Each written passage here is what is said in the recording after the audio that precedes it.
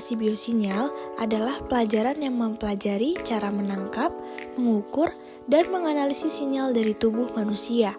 Sinyal-sinyal ini bisa berasal dari otak seperti EEG, dari jantung seperti EKG, ataupun dari otot seperti EMG. Nah, pada mata kuliah ini, mahasiswa akan belajar mengenai alat-alat yang digunakan untuk menangkap sinyal ini, seperti sensor dan elektroda. Mereka juga akan mempelajari bagaimana cara memproses data yang diperoleh dari alat-alat tersebut dan bagaimana menganalisisnya untuk keperluan medis atau penelitian. Kemudian, mahasiswa juga memahami apa itu sinyal biologis dan bagaimana sinyal tersebut dihasilkan oleh tubuh kita. Selain itu, mahasiswa mempelajari cara-cara dan alat yang digunakan untuk menangkap sinyal-sinyal tersebut. Nah, dari itu, kita bisa mengetahui bagaimana menggunakan hasil analisis sinyal untuk membantu dalam diagnosis dan pengobatan penyakit.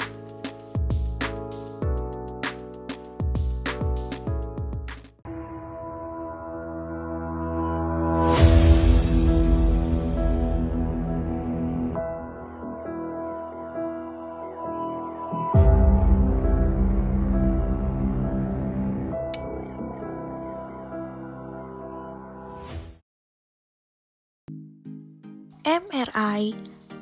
MRI adalah teknologi pencitraan medis canggih yang menggunakan medan magnet kuat dan gelombang radio untuk menghasilkan gambar detail dari organ dan jaringan di dalam tubuh.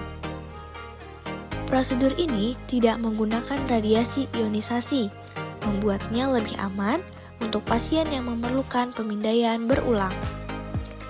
MRI sangat berguna untuk melihat jaringan lunak seperti otak, otot, dan ligamen, serta membantu dalam diagnosis berbagai kondisi seperti tumor, cedera otak, dan penyakit tulang belakang. Proses pemindaiannya dimulai dengan pasien berbaring di dalam mesin MRI yang berbentuk tabung. Medan magnet yang kuat akan mengarahkan proton dalam sel tubuh, dan gelombang radio kemudian digunakan untuk mengubah posisi proton tersebut. Saat medan magnet dimatikan, proton kembali ke posisi semula, menghasilkan sinyal yang ditangkap oleh receiver di mesin. Sinyal ini diolah oleh komputer untuk menghasilkan gambar detail dari bagian dalam tubuh.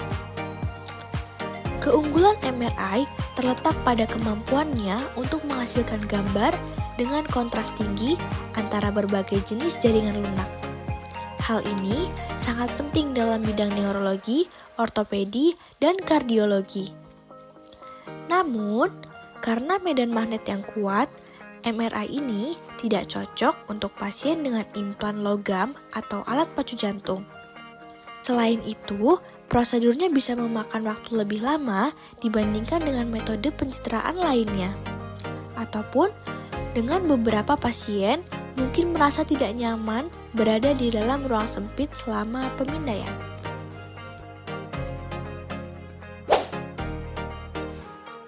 CT scan.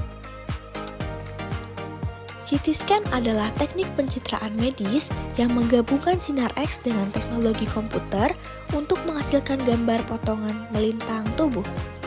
Prosedur ini melibatkan pasien berbaring di meja yang bergerak melalui mesin berbentuk donat atau yang disebut dengan gantrik. Sinar X berputar di sekitar tubuh pasien dan mengambil gambar dari berbagai sudut yang kemudian digabungkan oleh komputer untuk membuat gambar 3 dimensi yang detail.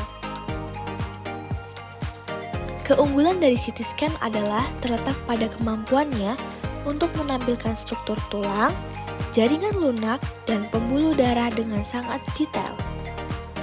Ini sering digunakan untuk mendeteksi kanker, infeksi, cedera internal, dan masalah pembuluh darah. Selain itu, CT scan juga berguna dalam perencanaan dan panduan prosedur bedah serta biopsi. Hasil pemindaian dari CT scan biasanya tersedia dalam waktu singkat, yang memungkinkan diagnosis dan tindakan yang cepat.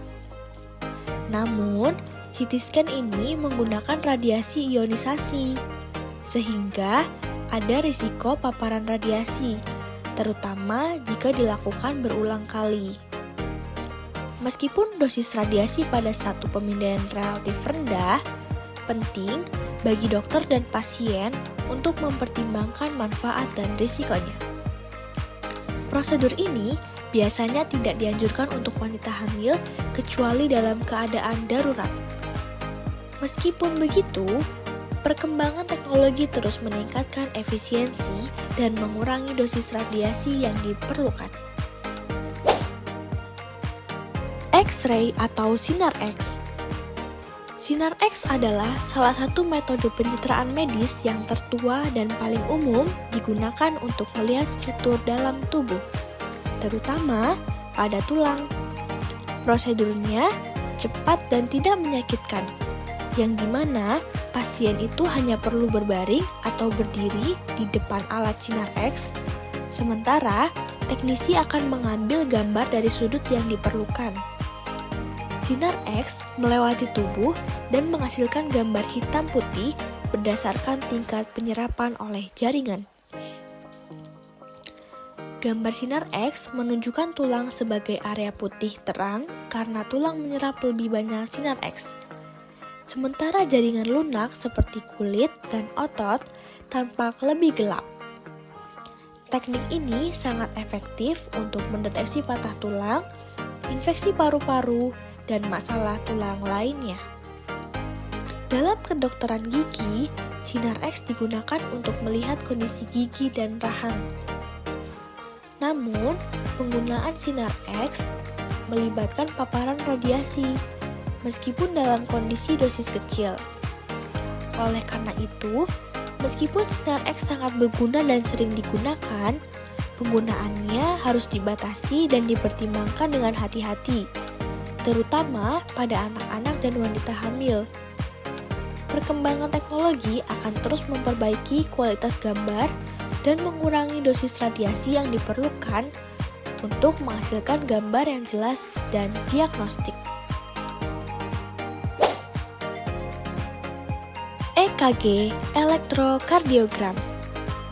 EKG atau elektrokardiogram adalah tes yang mengukur aktivitas listrik jantung untuk mendeteksi masalah jantung. Prosedur ini cepat, non-invasif, dan tidak menyakitkan. Selama EKG, elektroda kecil ditempatkan pada kulit dada, lengan, dan kaki pasien. Elektroda ini merekam sinyal listrik yang dihasilkan oleh detak jantung dan menampilkan grafik dari pola aktivitas jantung tersebut. Grafik EKG menunjukkan gelombang yang mempresentasikan berbagai fase dari siklus detak jantung. Dengan menganalisis pola ini, dokter dapat mendeteksi irama jantung tidak normal, kerusakan otot jantung, dan berbagai kondisi jantung lainnya seperti serangan jantung, aritmia, dan penyakit jantung koroner. EKG juga digunakan untuk memantau efek obat jantung dan melihat dampak perangkat dari pacu jantung. EKG biasanya dilakukan sebagai bagian dari pemeriksaan rutin atau pada saat pasien mengalami gejala seperti nyeri dada, sesak napas, atau pusing. Hal ini juga sering digunakan sebelum prosedur bedah untuk memastikan kondisi jantung pasien itu stabil. Meskipun EKG adalah alat diagnostik penting, hasilnya juga sering perlu dikombinasikan dengan tes lainnya dan evaluasi klinis untuk memberikan diagnosis yang akurat.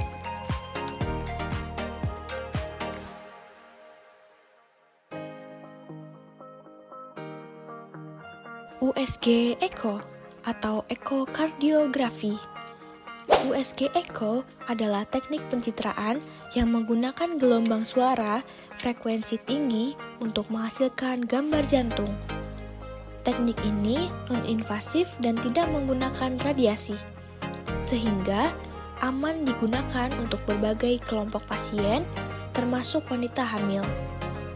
Ekokardiografi memungkinkan dokter melihat struktur dan fungsi jantung secara real time.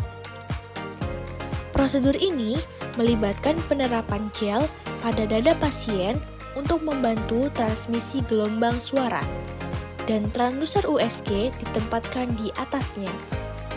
Gelombang suara dikirim melalui tubuh dan dipantulkan kembali oleh struktur dalam jantung, yang kemudian ditangkap oleh transduser dan diubah menjadi gambar oleh komputer. Proses ini memungkinkan dokter untuk mengevaluasi ukuran, bentuk, dan gerakan jantung serta fungsi katup dan aliran darah. Ekokardiografi ini sangat penting dalam diagnosis dan pemantauan berbagai kondisi jantung.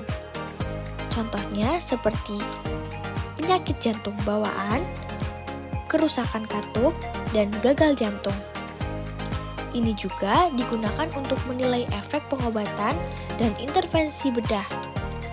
Dikarenakan keamanannya dan kemampuannya memberikan informasi detail. Ekokardiografi adalah alat diagnostik utama dalam kardiologi. Sebelum mengakhiri video ini, saya ada motivasi. Setiap langkah kecil yang Anda ambil hari ini adalah batu pijakan menuju impian besar Anda. Jangan pernah meremehkan kekuatan dari upaya kecil dan konsisten. Ingat, sukses bukanlah tentang seberapa cepat Anda mencapainya, tetapi tentang seberapa kuat dan teguh Anda berjalan menuju tujuan Anda.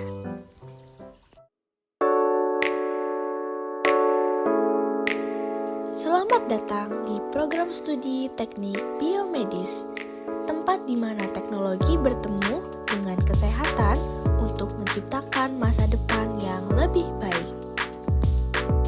Teknik biomedis adalah bidang yang menggabungkan prinsip-prinsip teknik dengan ilmu biologi dan kedokteran untuk mengembangkan teknologi yang dapat meningkatkan perawatan kesehatan. Mulai dari penciptaan alat diagnostik hingga pengembangan terapi inovatif, semuanya ada di sini.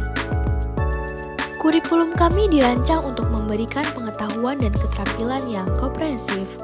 Mata kuliah meliputi fisika, instrumentasi biosinyal, anatomi fisiologi, praktikum pengukuran instrumentasi biosinyal, dan masih banyak lagi. Praktikum intensif di laboratorium memungkinkan mahasiswa untuk menerapkan teori ke dalam praktik yang nyata. Kami memiliki fasilitas laboratorium lengkap dengan teknologi terkini, termasuk laboratorium pada praktikum pengukuran dan instrumentasi biosinyal. Semua ini untuk memastikan mahasiswa mendapatkan pengalaman belajar yang mendalam dan aplikatif. Selain akademik, mahasiswa teknik biomedis juga aktif dalam berbagai kegiatan dan organisasi. Mereka berpartisipasi dalam proyek penelitian, kompetisi inovasi, dan kegiatan sosial yang mendukung pengembangan diri secara menyeluruh. Lulusan teknik biomedis memiliki peluang karir yang luas, mulai dari bekerja di rumah sakit, perusahaan teknologi medis, hingga lembaga penelitian. Alumni kami telah berkontribusi dalam berbagai inovasi penting di bidang kesehatan. Bergabunglah dengan kami di program studi teknik biomedis dan jadilah bagian dari generasi yang mengubah dunia melalui teknologi kesehatan. Informasi lebih lanjut dapat ditemukan di website kami. Terima kasih. Kami menantikan kehadiran Anda di kampus kami. Sampai jumpa.